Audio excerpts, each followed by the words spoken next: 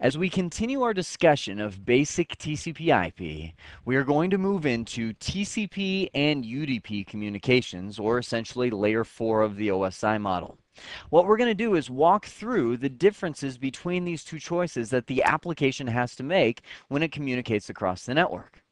Now, you didn't know it when you got into networking, but there is secret handshakes that happen all the time. TCP has one. It's known as the secret TCP three-way handshake. It's how it actually builds its session between the devices that it's communicating with.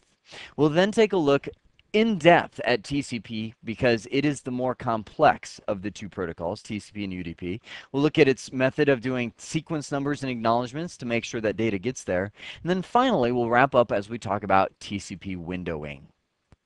In the previous video, we talked about IP and how IP addresses allow us to communicate across the network by telling us the original source of who is communicating and the final destination.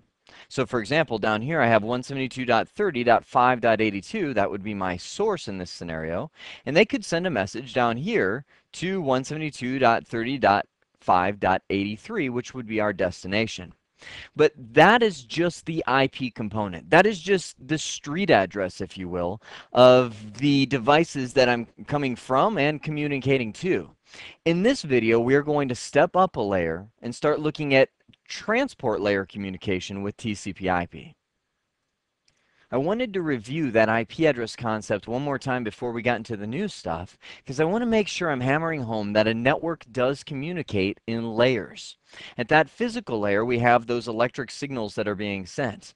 Move up to the data link layer and you have your physical addresses, your MAC addresses, that allow you to communicate on the local network, meaning a network where everybody's plugged into the same switch. You haven't gone through a router.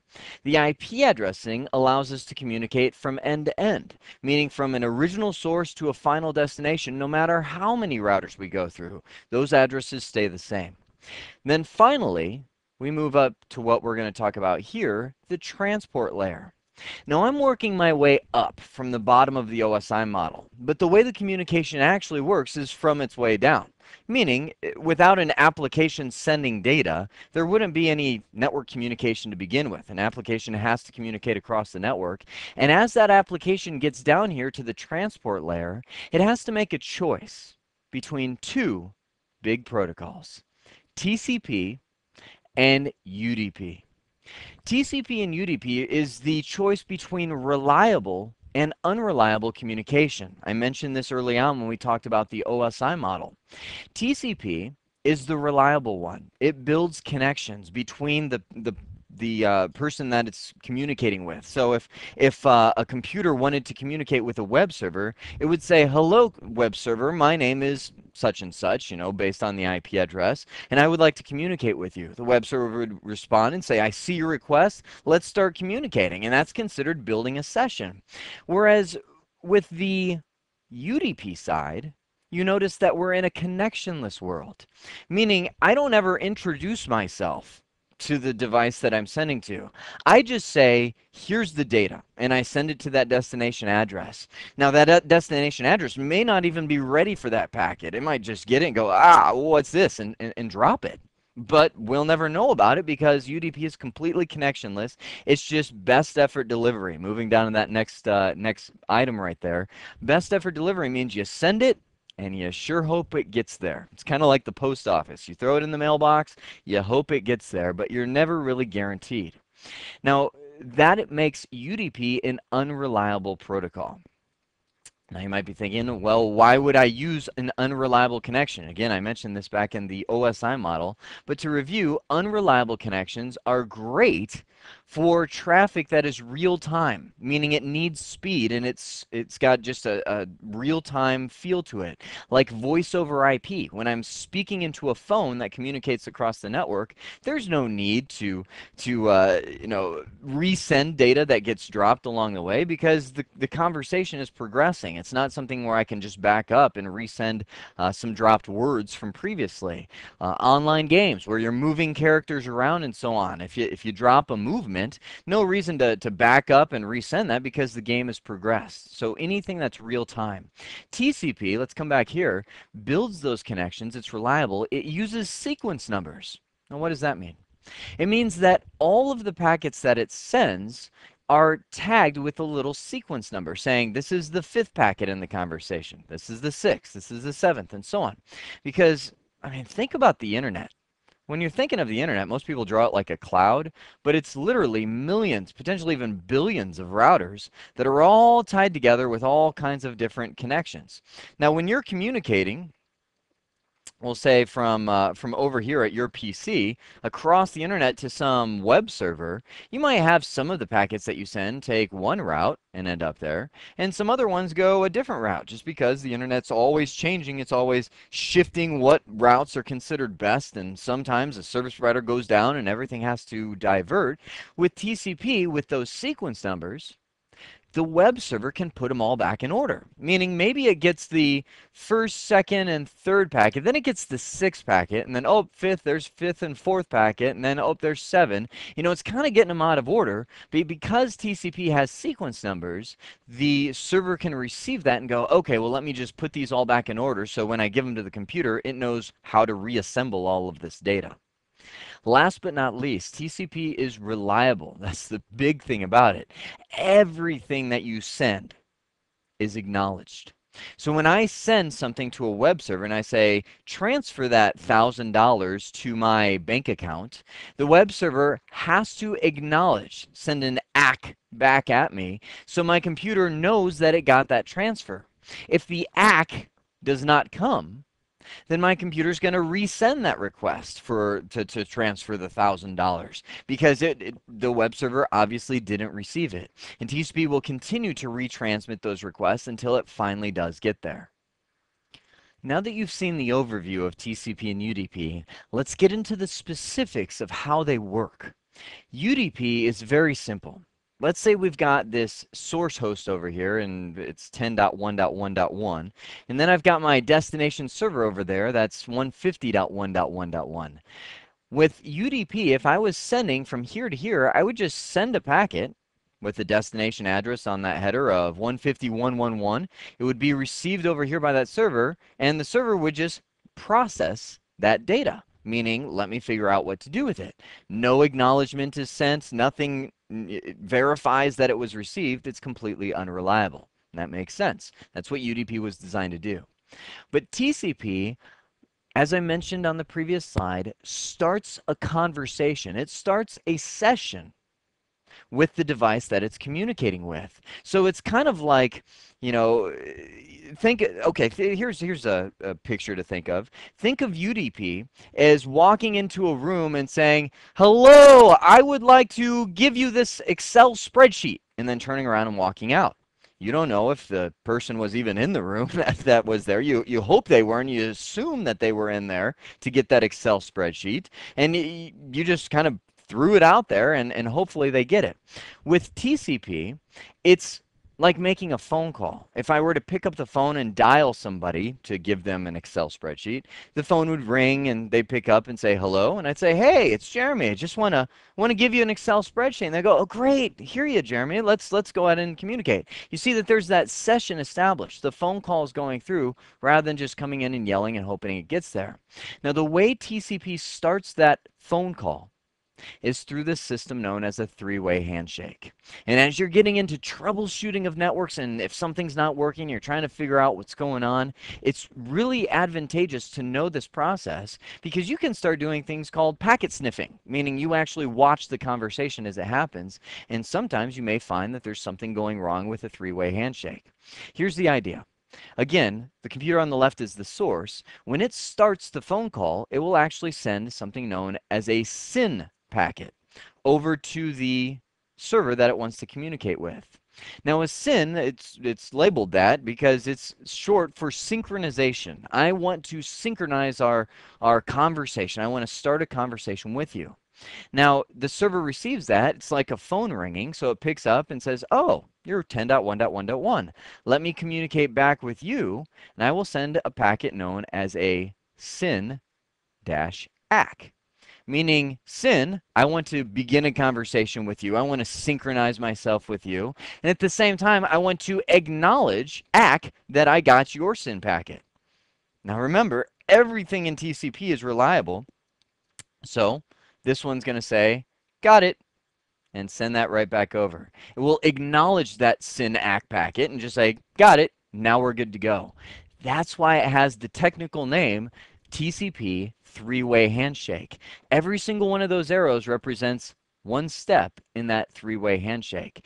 After they finish shaking hands, it's like they've answered the phone and now they're going to say, okay, now what did you want? And my server or my client over here would say, give me your web page, and it would send the web page or whatever the case may be. That session is maintained for as long as I am wanting data from that server. Every single time you open a web browser and go to some website, you are doing this process behind the scenes. And it's funny, as we start going through this and we get deeper and deeper in the concept, it's amazing that it happens so fast. But you immediately shake hands with that web server and maintain a session between you two. After the three-way handshake is completed, your computer will begin sending data or receiving data from the server that it's communicating with. Now, as I mentioned, TCP is number 1, reliable, number 2, session-based, and number 3, uses sequence numbers so that it can put stuff back in order. Now, the way the sequence number concept works is like this. We have right here this computer sending some data, and we'll say it decided to tag that with sequence number 10. Now, in reality, these numbers are typically much bigger than just a 10 or a 5 or whatever, but the concept is the same. It's just with a bigger number. So it sends some data, sequence number 10, over to the server. Now, the server receives that and has some data to send back over. So it's going to say, okay, well, I am sending with sequence number 5. You might be wondering, well, where are these numbers coming from? They make it up. The computers just make up a sequence number. Sure, it's more technical than that. Behind the scenes, Windows is managing what was the last sequence number I left off at, what would be a good one to begin at now. And it just maintains all of these sequence numbers behind the scenes. So any given time, your computer might just say, hey, I'm using sequence number 400,372. You know, just some sequence number, and it would shoot across, and this one would say, hey, I'm using sequence number 5,291. So there you have the sequence number concept that just identifies what order this data is in the sequence.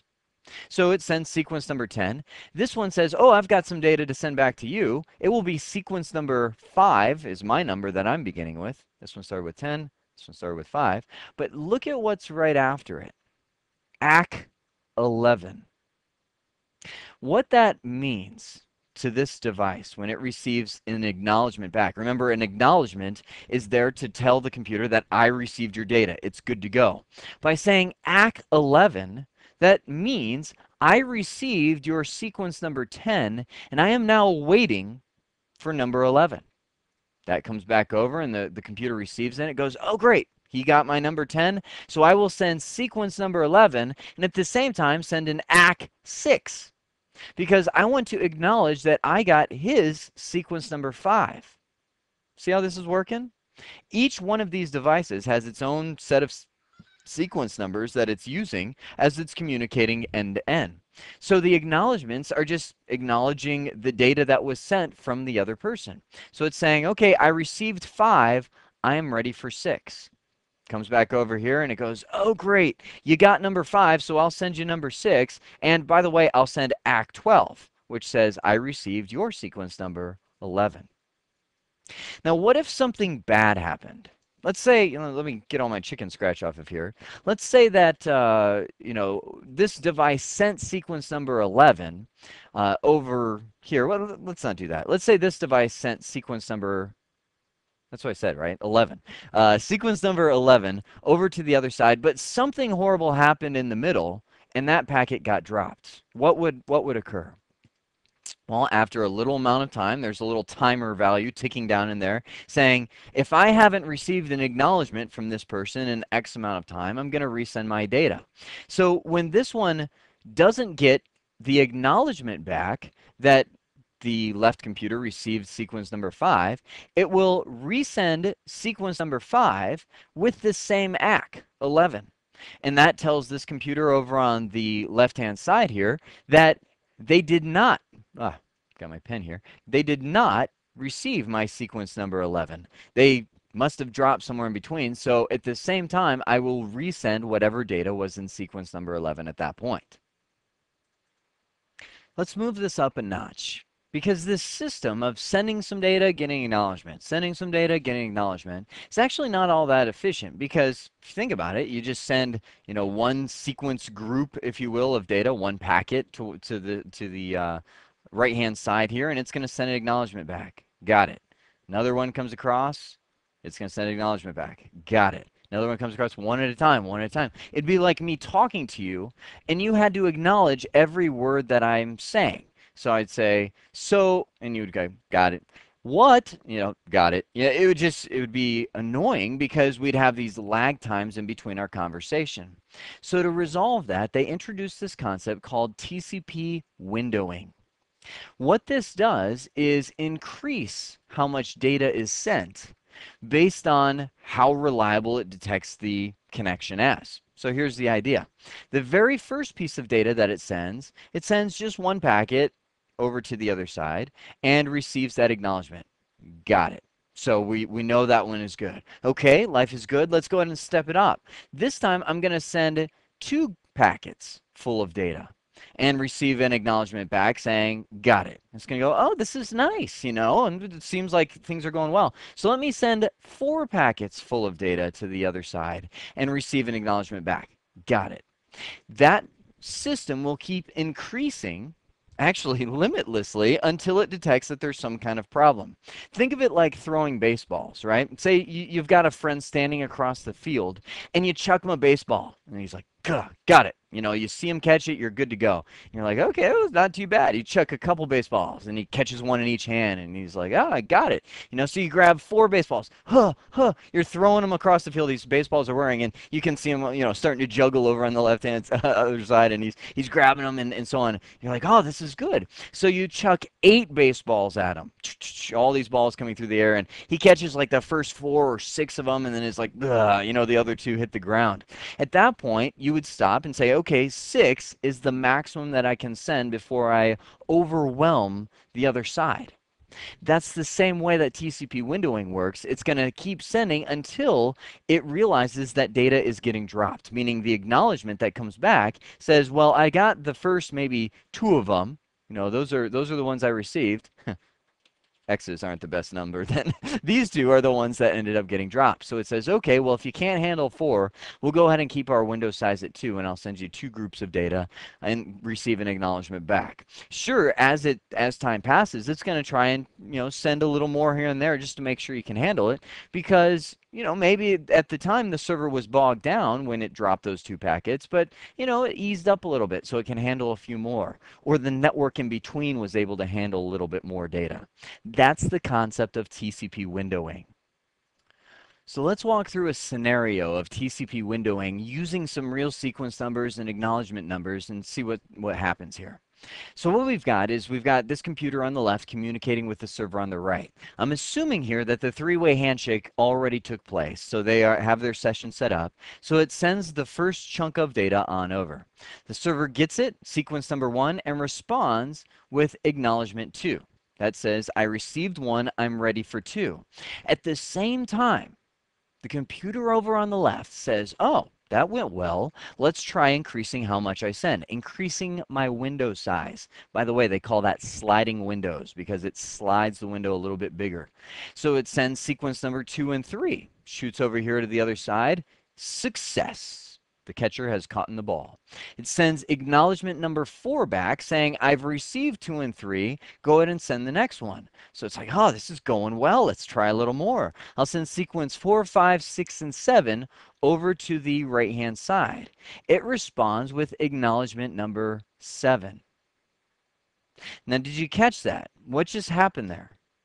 All along, it was acknowledging the next sequence number that it expected. Number 2. Was expected next. Number 4 was expected next. Now it said acknowledge number 7. But wait a sec. I already sent 7. So what the computer assumes as soon as that happens is 7 must not have made it. It must have gotten dropped along the way. So I'll need to resend that and probably back down my window size a little bit because I might be sending too much so that server can't receive it. So it backs it down maybe just to 3 sequence numbers. It says I'll send sequence 7, 8, 9, and it flies across the field and is caught by the server, who responds with acknowledgement number 10 saying, I got those 3.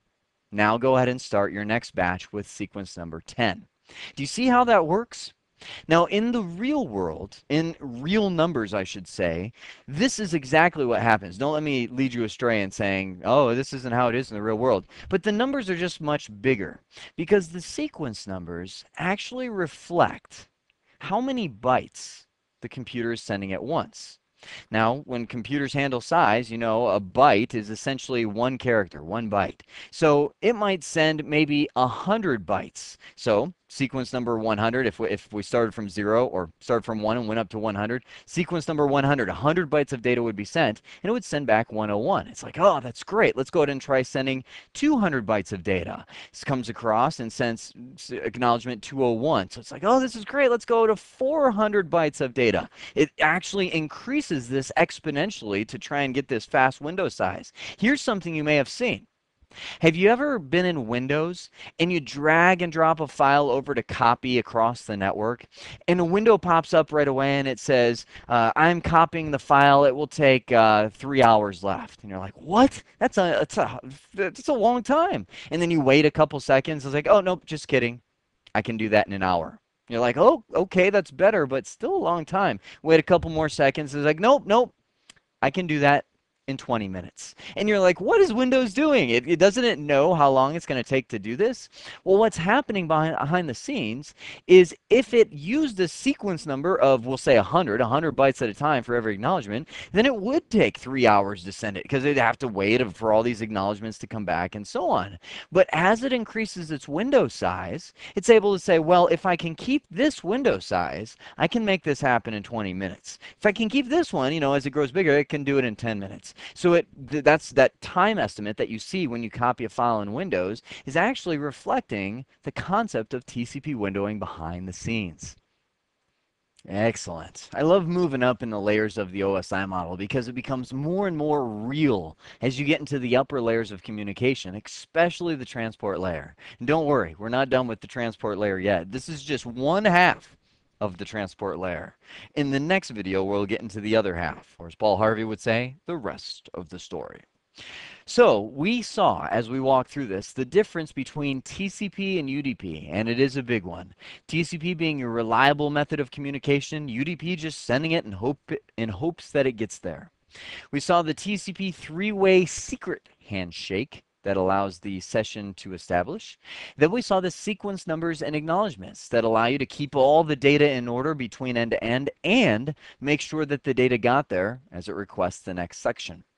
Finally, we saw TCP windowing, which allows you to be more efficient when you send, so you don't just have to send one packet and get an acknowledgement and kind of wait while all that's happening. It allows your network to communicate much faster. I hope this has been informative for you, and I'd like to thank you for viewing.